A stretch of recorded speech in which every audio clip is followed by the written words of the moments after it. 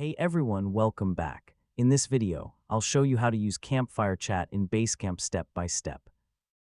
Campfire Chat is Basecamp's built-in group messaging tool that lets your team communicate in real time without leaving the project workspace. So let's get started.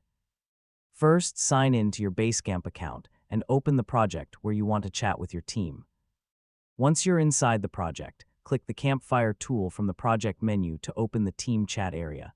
Next, you'll see the conversation history if messages have already been posted. To send a new message, click the message box at the bottom of the screen, type your text, and press enter or click the send button to post it to the conversation. You can use Campfire to ask quick questions, share project updates, or discuss tasks with your teammates. You can also attach files, images, or links when you need to provide additional information or share important project resources directly in the chat. As new messages arrive, everyone in the project can read and respond in the same conversation, making it easy to collaborate without switching to another messaging app. For important announcements or long-term information, consider using the message board instead, since those posts are easier to organize and reference later.